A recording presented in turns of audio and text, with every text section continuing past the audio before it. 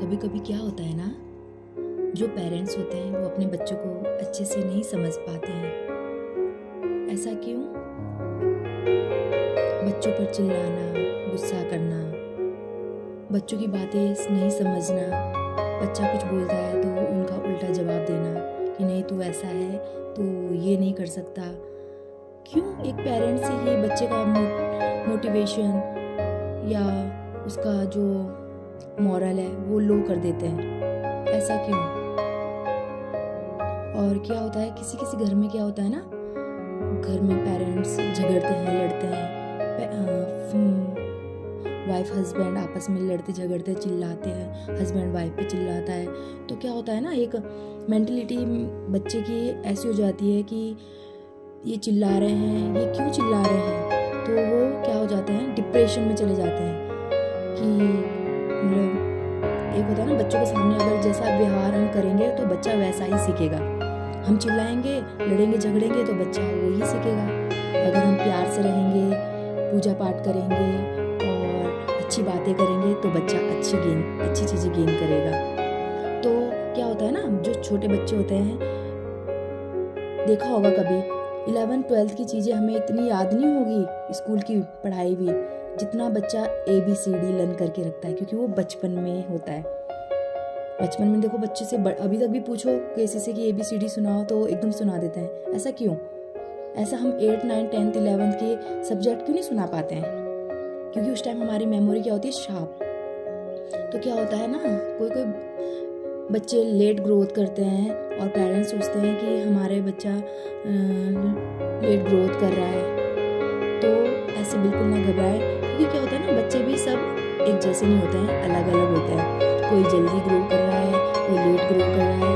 तो हमेशा अपने बच्चे का मोटिवेट करना चाहिए बच्चे को, कभी भी डिमोटिवेट नहीं करना चाहिए अपने बच्चे को।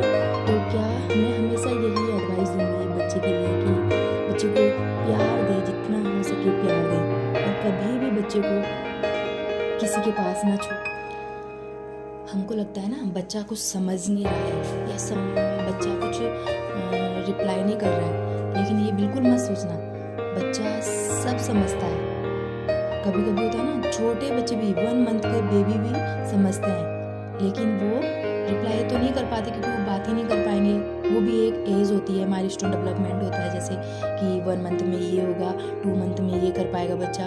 तो ऐसे ही तो बच्चे के साथ हमेशा मदर को क्या करना चाहिए, फादर को, मदर को ही नहीं, फादर को, ग्रैंडफादर को, ग्रैंडमदर को, सबको, जो भी जितनी फैमिली होती है उनको क्या करना चाहिए, बच्चे के साथ इंटरेक्ट होना चाहिए, बच्चे के साथ बातें करनी चाहिए। बच्चा उस चीज़ को सुनता है, अच्छी बातें करेंगे, भजन सुनाना चाहिए बच्चे को, जिससे बच्चा क्या करता है, एक रिलैक्सेशन फील करता है और पॉजिटिविटी आती है बच्चे के अंदर। और कभी कभी होता है ना, थोड़े जब 1.5 साल 2 साल के बच्चे होते हैं, वो अपने मम्मी पापा को इग्नोर करते हैं। जैसे हम कुछ भी बोलेंगे तो वो इग्नोर कर देंगे।